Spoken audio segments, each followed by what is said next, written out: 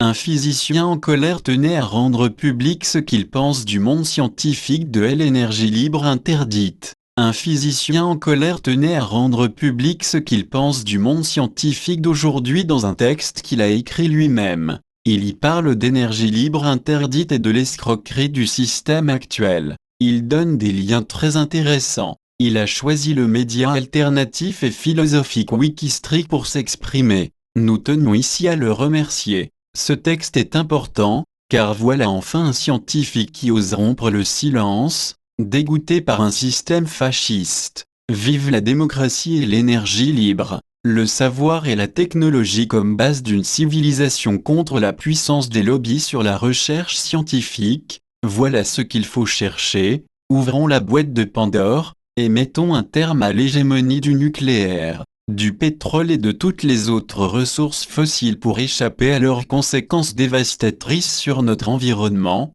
notre terre. Puisque quelques amis me l'ont si gentiment suggéré, au nom de la liberté d'expression, de mon mépris des grenelles de l'environnement, de mon dégoût du nouveau cinéma, taxe carbone et MOX de Fukushima, et pour le bien-être de tous, aujourd'hui, c'est l'heure du grand lavage de mains et de cerveau. L'unique vérité est l'art de voir. Voyez, je fus chercheur et docteur en physique au théâtre de l'enseignement occidental. Ce que je sais dépasse tout ce qu'on vous a appris et même tout ce qu'on vous a caché. C'est mon libre arbitre et ma recherche de la connaissance qui me l'ont révélé. À jamais merci à l'esprit philosophique français et à la culture des philosophes des Lumières que j'ai adopté au cours de ma jeunesse d'expatrié. Ce que je veux vous donner dans cet exposé, c'est une réalité simplifiée des propriétés cachées de cet univers. De sa compréhension viendra la fin de tous les problèmes de ce monde. Et viendra la motivation absolue de changer ce monde, avec un argumentaire solide et une vision future prometteuse qui n'existe plus dans aucun courant politique actuel petit ou grand. Il s'agit des méthodes pour produire de l'énergie notamment sous forme électrique et quasi gratuitement en consommant le vide de l'univers et quelques technologies d'armement se basant sur les propriétés réelles du vide de l'univers. Et oui, le vide n'est pas vide. C'est un océan d'énergie invisible dans une dimension, sous-espace, que nous ne percevons pas par nos sens et le commun de notre technologie. Vous pensez peut-être que le pétrole et le nucléaire sont les seules sources d'énergie qui existent, que les armes de votre armée sont les meilleures. Vous vous trompez tout, mais vous avez été trompé depuis au moins un siècle par des lobbies surpuissants, maléfiques, lesquels dirigent réellement ce monde en sélectionnant leurs dociles marionnettes les représentants, Obama, Hollande, Merkel, Ahmadinejad, lesquels pour exemple, au début du siècle dernier ont répondu à Nikola Tesla au sujet de son idée de générer de l'énergie électrique gratuite produite en puisant directement dans le vide énergétique inépuisable de l'univers, aussi rendant cette énergie accessible en tout point du monde sans fil. Mais, Monsieur Tesla, où allons-nous placer le compteur? Le principal actionnaire des projets de Tesla se nommait déjà JP Morgan, lequel lui a rapidement coupé tout crédit. On comprendra cela pour continuer à exploiter les ressources fossiles et en tirer le maximum de profit entre amis. 1. Tenez maintenant dans votre esprit ces simples questions. De quoi dépend une civilisation? Qu'est-ce qui en fait sa puissance, sa liberté et son indépendance? Sa culture, sa langue, ses hommes politiques, son histoire, les infections mentales qui servent de religion. C'est beau, c'est du folklore, presque une pure perte de temps, un égarement nostalgique sans fin. Au fond, nous partageons tout le même ADN, nous avons tout besoin de manger, et tout besoin d'énergie pour fabriquer ce dont nous avons besoin, faire grandir notre civilisation et notre bien-être. Nous simplifier l'existence et cela bien plus que d'une histoire ou encore une religion et une culture. Alors une civilisation dépend peut-être de son armée, eh bien non, mais de la technologie et la connaissance utilisée par cette civilisation et son autonomie énergétique, donc des ressources pour atteindre cette autonomie. La clé d'une civilisation c'est son énergie et rien d'autre. Et si demain, une ressource nouvelle devait être le vide de l'univers, alors toute civilisation qui l'utiliserait deviendrait de facto indépendante de toutes les autres ressources dont notamment le nucléaire et le fossile et indépendante de tous les lobbies contrôlant ces dites ressources. Que pensez-vous de 1 million de soldats rendus malades par une onde, ou morts? Eh bien ils n'auraient servi à rien, et tout le matériel dont ils disposaient avec, qui l'emporte? Celui qui a le plus de connaissances même au détriment d'une armée réduite? À l'extrême comme le disait Bonaparte, l'esprit l'emporte toujours sur l'épée.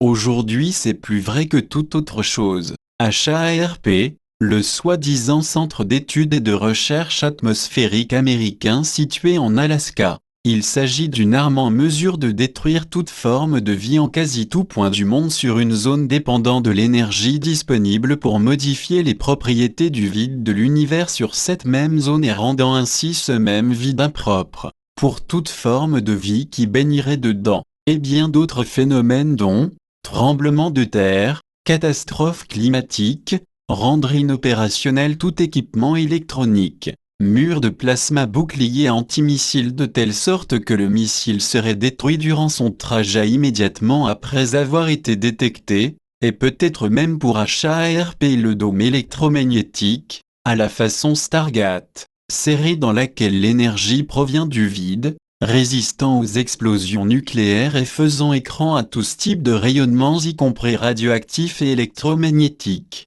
et les armes atomiques, alors un cinéma de plus, il serait si facile de s'en protéger et si facile de châtier à distance n'importe quelle nation avec une arme électromagnétique. Ces technologies ainsi que les sources d'énergie autonomes puisant directement dans le vide de l'univers pour les faire fonctionner, depuis des décennies des nations les possèdent, de sources sûres les Russes à un stade pleinement opérationnel. Khrouchtchev n'a-t-il pas laissé entendre que l'URSS possédait des super-armes, les Américains, et quelques autres à un stade plus ou moins avancé? Bouche cousue avec les ovnis humains, ce sont les secrets militaires les mieux gardés au monde. C'est Nikola Tesla qui a découvert expérimentalement, imaginé et développé le concept de l'arme électromagnétique ou rayon de la mort. Il en a donné le principe de mise en œuvre et les explications nécessaires à quelques nations entre les deux guerres mondiales. Le très éclairé docteur en physique et colonel Tom Béardan de l'armée US en parle,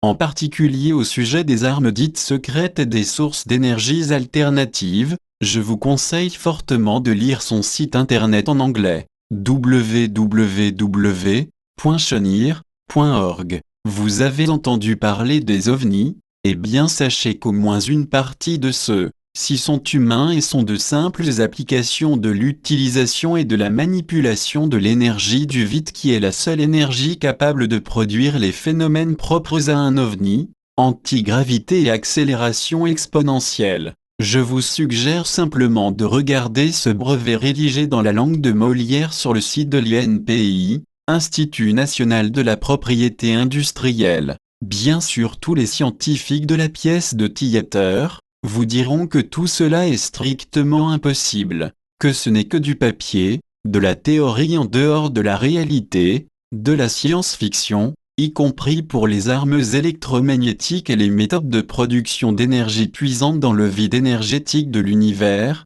Alors continuons un peu. Maintenant, reconsidérez donc bien le cinéma qui est fait au sujet du programme nucléaire de l'Iran et à propos du pétrole et du contrôle des ressources fossiles partout dans le monde. Son but, c'est déstabiliser l'ordre politique mondial, de toute façon déjà soumis et pourri par tout type de lobbies économiques, politiques, voire même spirituels, dans le but d'assurer l'hégémonie des USA et pays vassaux ainsi que le modèle maléfique véhiculé par ceux-ci en le sauvant et le justifiant presque toujours par une guerre supplémentaire, bien sûr sous de spécieux prétextes acceptés comme sérieux par l'opinion publique manipulée. Au fond il n'y avait pas d'armes de destruction massive en Irak, et ben là-dedans n'est rien d'autre qu'une marionnette agent de la CIA. Le 11 septembre un coup monté, 2. Et pourquoi? Car qui contrôle l'énergie d'une civilisation contrôle cette civilisation. En l'occurrence,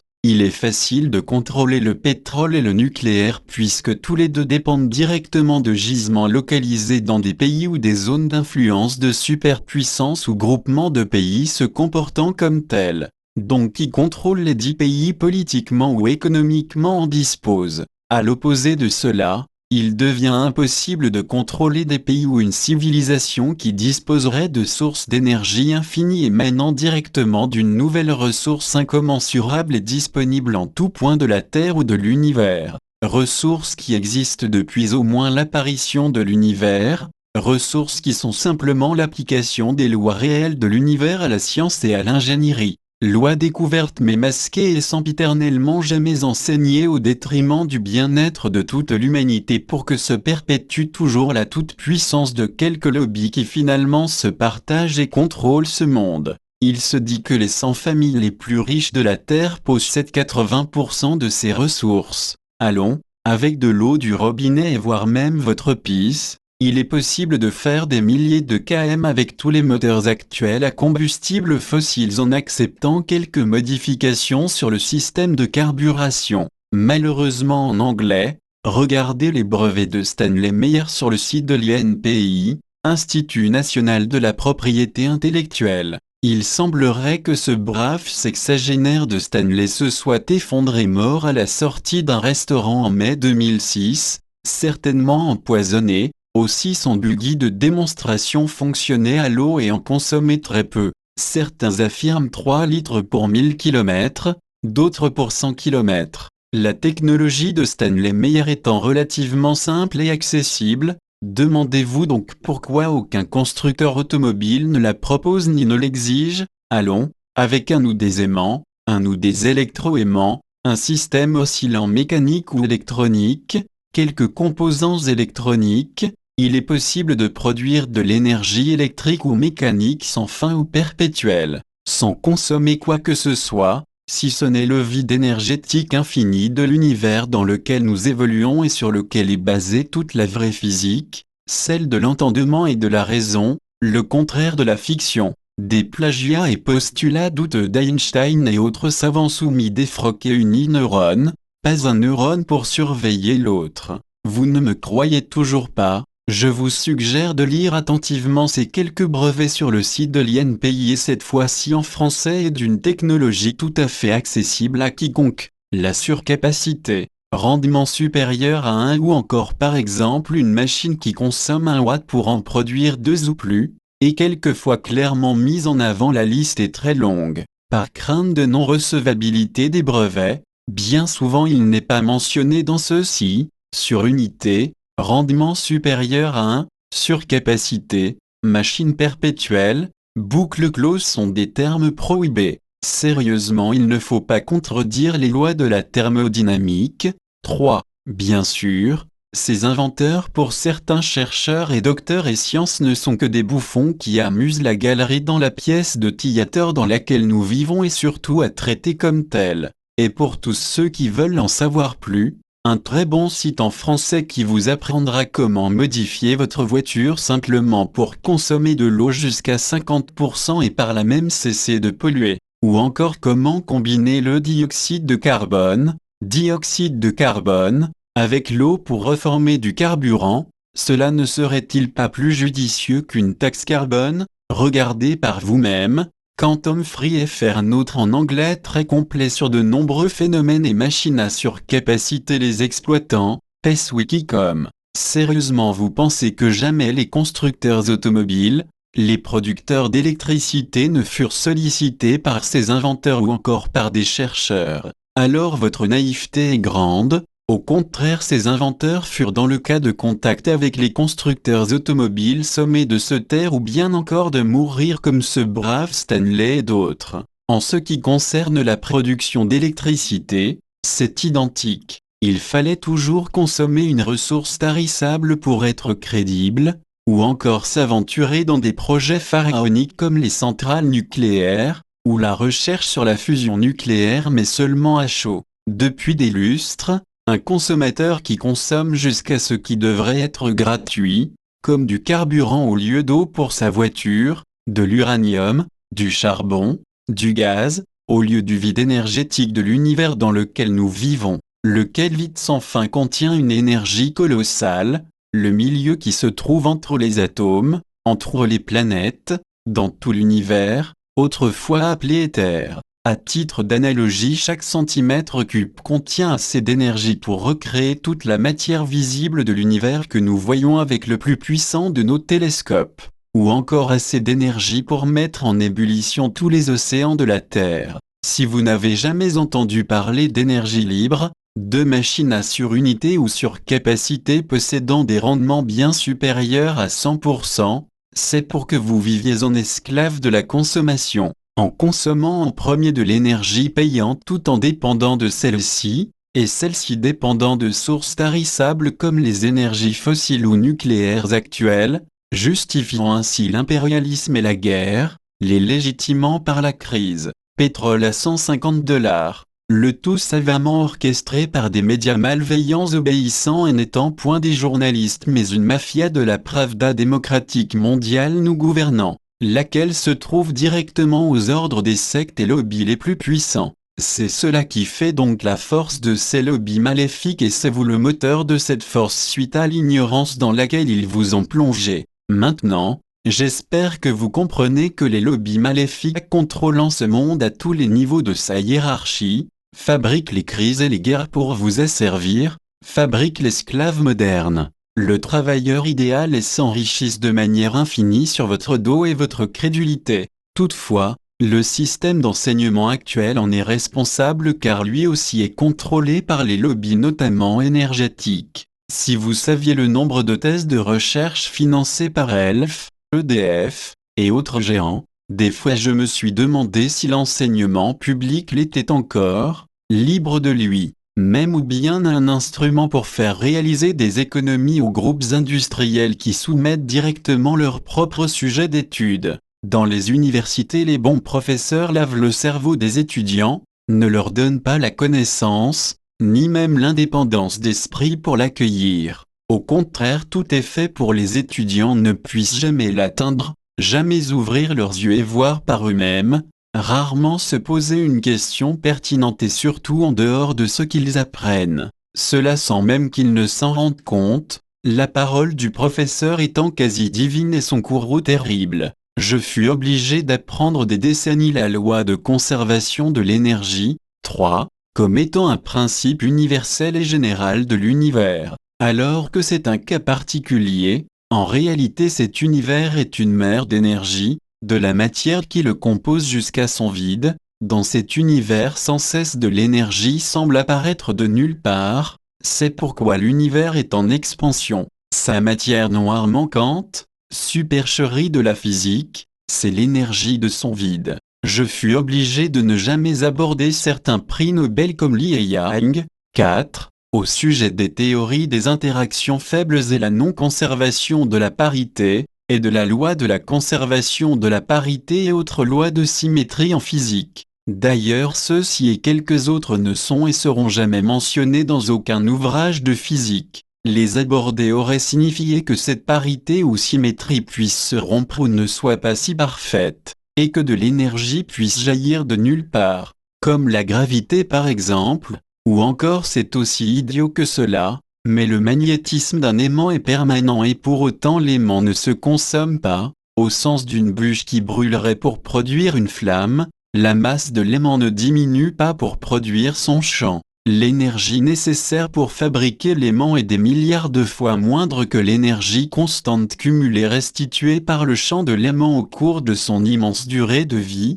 estimée à plusieurs siècles. Je fus obligé d'enseigner les fausses théories d'Einstein et de ne jamais le critiquer pour ne pas être un vilain antisémite en particulier dans l'esprit des meilleurs cancres de la classe. La relativité est une pure idiotie de la physique et ne décrit absolument pas l'univers dans lequel nous évoluons car tout simplement basé sur des hypothèses fantaisistes, des postulats erronés, invérifiables par ailleurs et suggérant que la vitesse de la lumière ne peut être dépassée car étant une constante absolue. C'est archi faux et cela a trompé des générations de chercheurs et trompe encore. Des expériences de laboratoire prouvent que des ondes peuvent sous certaines conditions se déplacer plus vite que la lumière, 5. J'affirme aussi que toute la communauté scientifique honnête et contemporaine d'Einstein riait de la théorie de la relativité, dont Nikola Tesla et ses confrères, en particulier car Einstein pensait avant de se rétracter que le vide était bien vide.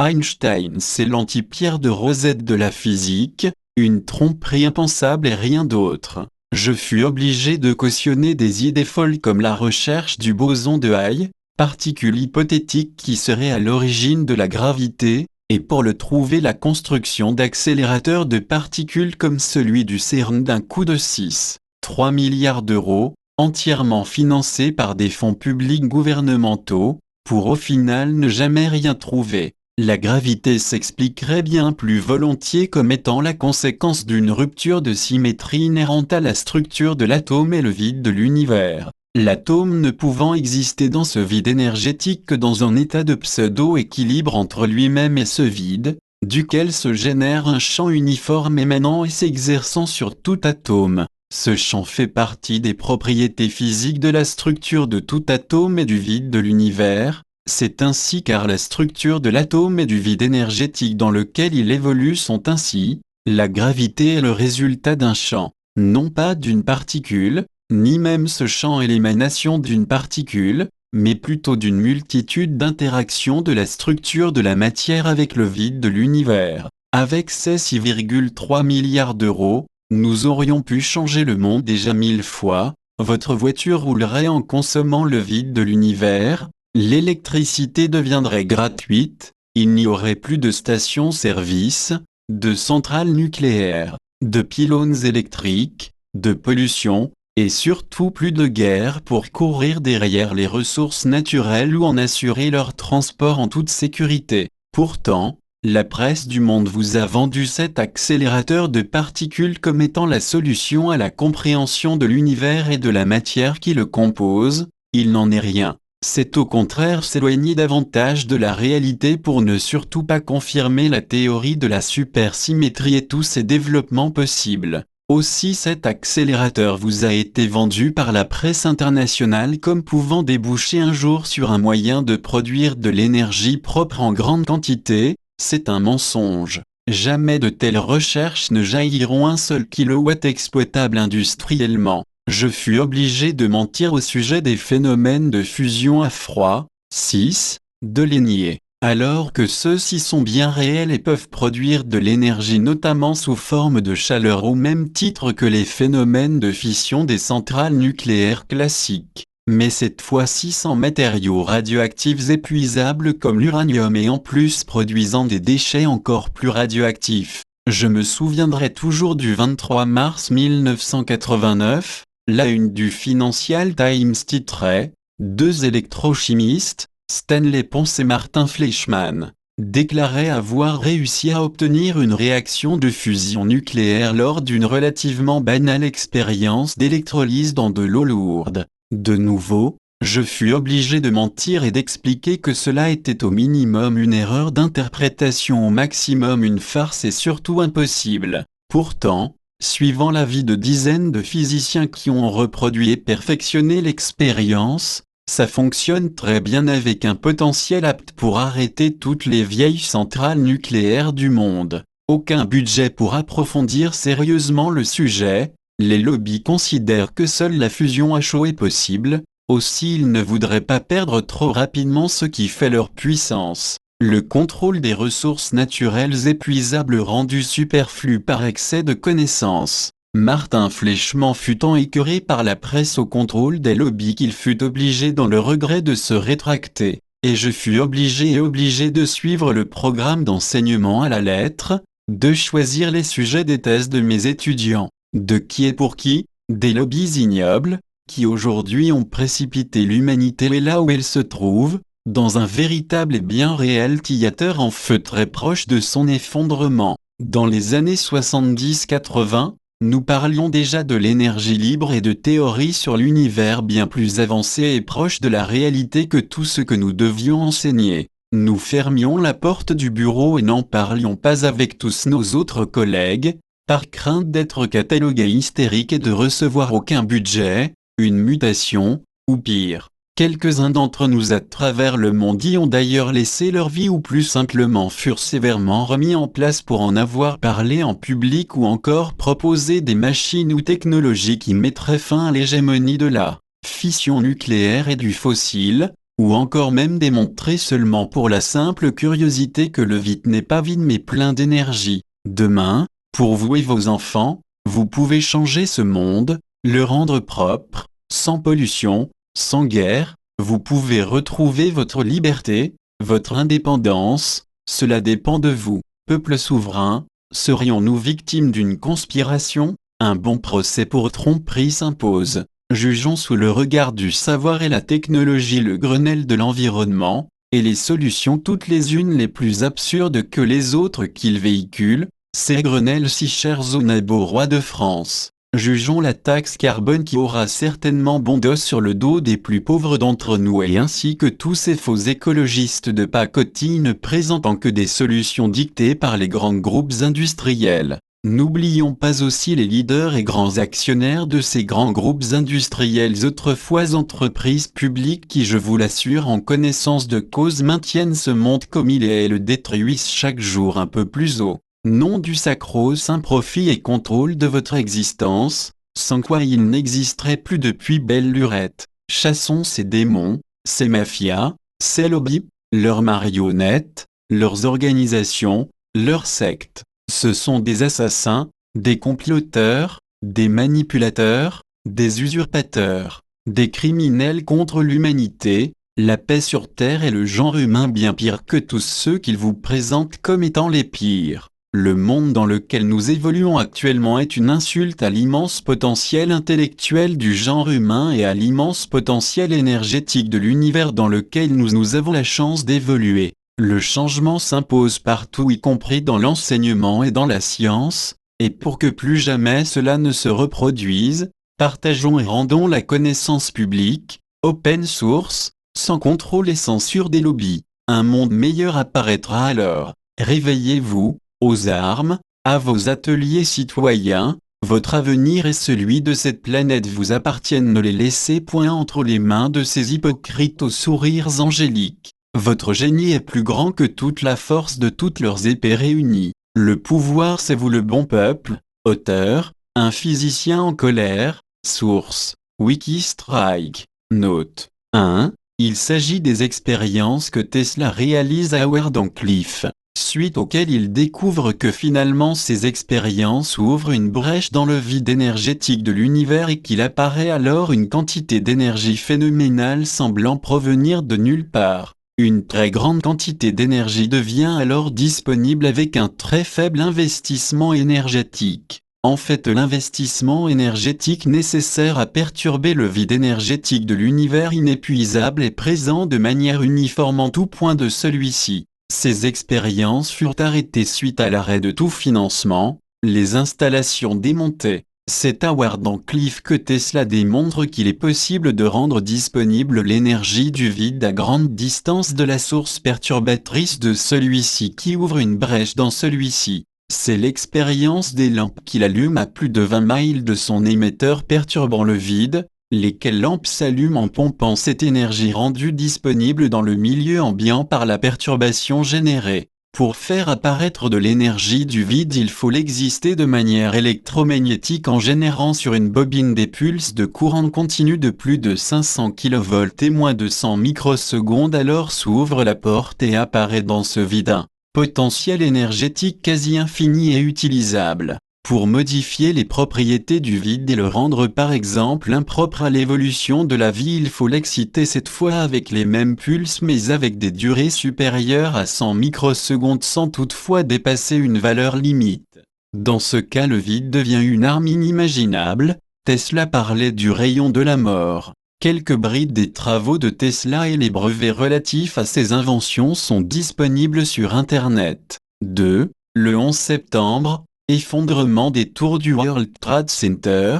Un tel effondrement ne peut se produire que par l'utilisation d'explosifs. Les poutrelles coupées en biais comme au chalumeau que l'on voit sur quelques photos du site après l'écroulement et au cours de son nettoyage témoignent de la présence d'explosifs de découpe. D'ailleurs, des traces d'explosifs ont été retrouvées sur des échantillons provenant du site. Rien que cela suffit à contredire la version officielle offerte par le gouvernement américain et ses agences de scénaristes. 3. Loi de la thermodynamique. À l'énergie d'un système se conserve, en l'occurrence l'énergie ne peut que se transformer, et il ne peut pas apparaître en sortie d'un système donné plus d'énergie qu'en entrée. Cela est vrai seulement à l'échelle macroscopique d'un système sans tenir compte des mécanismes microscopiques ou voire quantiques sous-jacents à un système. Or dans le cadre de l'énergie du vide de l'univers, il s'agit de phénomènes quantiques donc sous-jacents à la matière et au milieu, vide énergétique, dans lequel elle se trouve. Irréversibilité des processus macroscopiques spontanés. Il n'existe pas de processus dont le seul effet serait de faire passer de la chaleur d'une source froide à une source chaude. L'évolution spontanée d'un système isolé se traduit donc toujours par une augmentation de son entropie, puisque la quantité de chaleur qu'il reçoit est nulle. Cette évolution est irréversible, car à la transformation inverse correspondrait une diminution d'entropie. Entropie, grandeur qui, en thermodynamique, permet d'évaluer la dégradation de l'énergie d'un système. Cette loi devient désuète dans le cadre de l'étude de l'énergie du vide et des phénomènes relatifs à celle-ci. À nouveau, la loi ne peut décrire que des phénomènes macroscopiques et non quantiques. De plus, même si on considérerait une machine à surcapacité qui puiserait son énergie du vide comme un système macroscopique, alors son entropie diminuerait au cours de son fonctionnement. D'où le gain d'énergie du système. C'est l'énergie et l'entropie ne sont définis par les deux premiers principes que par leur variation et, donc, qu'à une constante près. Le troisième principe énonce que, à la température de 0 K, l'entropie de tous les systèmes est nulle. Or, comme les deux premiers principes sont inapplicables dans le cadre de l'étude du vide énergétique de l'univers, ce dernier postulat perd son sens. Par constat logique, ces lois ne peuvent donc décrire que des cas particuliers dans lesquels il n'y a aucune interaction de la matière ou d'ondes électromagnétiques avec le vide énergétique de l'univers, niveau quantique et subatomique. Dans le cas contraire, ces lois ne sont tout simplement plus valables. 4. Swing Dao Shen Ning Yang, résumé et implication des deux prix Nobel, ouais à interaction and non-conservation of parity. Nobel Lecture, 211, 1957 de Law of Parity Conservation and Other Symmetry Law of Physics. Nobel Lecture, 211, 1957 La forte prédiction de la rupture de la symétrie par Liu-Yang et les preuves expérimentales de Wu et compagnie en 1957 initient une grande révolution à travers la physique et pour cela le prix Nobel leur fut décerné. Une des preuves de la rupture de la symétrie par Wu et compagnie est publiée en 1957. Il s'agit de la rupture de la symétrie de charges opposées, comme cela se produit aux extrémités d'un dipôle. Cette asymétrie est utilisée par les charges et les dipôles pour extraire de l'énergie hors du champ électromagnétique du vide. Pourtant, aucun traité d'ingénierie électrique ou d'électromagnétique classique ne mentionne les implications énergétiques de l'asymétrie de tout dipôle. Comme aucun traité ne mentionne que toute charge et dipôle s'épanche librement dans une réelle et observable énergie électromagnétique continuelle, sans énergie d'entrée observable. Ainsi, aucun traité implicite n'assume que tous les champs électromagnétiques, potentiels, et énergie sont librement engendrés à partir de rien d'autre que leurs charges associées à leur source. Non plus que la loi de conservation de l'énergie soit falsifiée, ou que la charge doit recevoir son énergie des fluctuations du vide. La rupture de la symétrie signifie que quelque chose de virtuel mais réel devient observable dans le sens de conséquences physiques qui sont à l'origine de toutes les forces de la nature. La rupture de symétrie à l'extrémité des charges d'un dipôle signifie cela. Une fois que les charges sont séparées pour former un dipôle, alors le dipôle, ses extrémités chargées, absorbe continuellement des quantums d'énergie provenant du vide, intégrant ces quantums en photons réels et observables, et rejetant ainsi l'énergie électromagnétique réelle sous forme de photons dans toutes les directions à la vitesse de la lumière. C'est pourquoi un aimant dipolaire, NS, permanent, avec ses charges magnétiques opposées à ses extrémités, exhibe continuellement un champ magnétique dans l'espace l'entourant. Il y a donc un flux d'énergie électromagnétique continu extrait directement du vide et intégré en champ magnétique observable provenant de la structure même de l'aimant. 5. La vitesse de la lumière n'est pas une constante, ni une limite. Entre autres, Université Berkeley de Californie, Université technique de Vienne, des expériences de tunneling avec des lasers affichent des vitesses de l'ordre de 1.7 à 2.4 fois la vitesse de la lumière. Professeur Dr Ferrand Cros, professeur Raymond Chiao, Université de Cologne, Institut de physique, Nantes. G. Instantan Tunneln, Tunnel expérimente mi-électromagnétique champ Whelan, FIB1, 49, VCH-WNM, 1993, NR, 12, S1119, 1120 Thomas, P, Whelan T, We Release das Instantan Tunneln, FIBL, 50, VCH-WNM, 1994, NR, 4, S359 à 361. Des expérimentations avec des micro-ondes soumises à un effet de tunnel démontrent clairement des vitesses supérieures à celles de la lumière. F. Caprexa, A Critical Look at the Theory of Relativity, Library of Congress Catalogue numéro 77 à 670 044. Extensive compilation of measurement of the speed of light. Clearly show the speed of light is not constant but change. Sommetim Evangelii. L'interprétation de la force de Casimir suggère aussi quelque chose qui se déplace plus vite que la lumière. Barton, Gabriel Physics and Astronomy Division University of Sussex, Bricktan BN19QH, Anglan, Urgé, Barton, Sussex.ac.uk.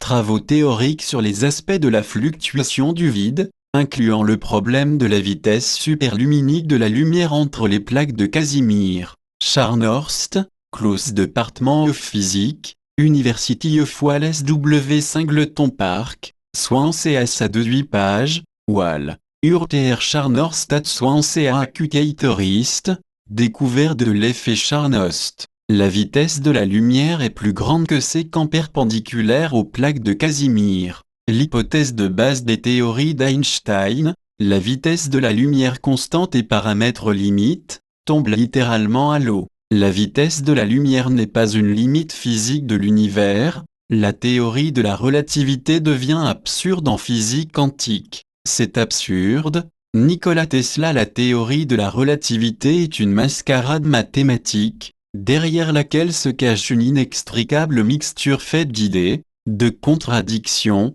de mensonges, de postulats arbitraires et ignorant toute logique saine. Eric Rukabe, Nikola Tesla to Einstein Story, Rare Book and Manuscript Library, Columbia University, 15 avril 1932. Entenement aus J.T. Ratzlaff, Tesla Saïd, Tesla Book Company, page 238, ISBN 914 119-01, une physique hybride, de contradictions et confusion fantastique, aucun sens. Johann Marincey, Rational Physique, S163, DBV Verlatugraz, 1989, ISBN 3 à 7 au 41 au 176 1. Tout est à revoir suivant de nouvelles hypothèses. 6. Voir le Science et Vie de mai 2004 qui titre en première page Retour sur l'affaire de la fusion froide. 15 ans après les premières expérimentations, on y admet enfin que la fusion froide est une réalité accessible.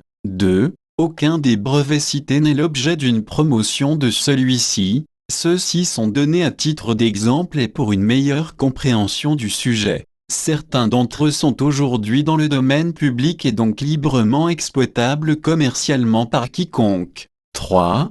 Pour des raisons évidentes de compréhension et de clarté de mes propos, je ne puis m'étaler davantage dans la théorie et des formules, pour tous ceux qui veulent en savoir encore plus pour l'heure de l'éventuel procès. http://www.bio-sport.fr /un-physicien-rond-le-silence-lire-entirement /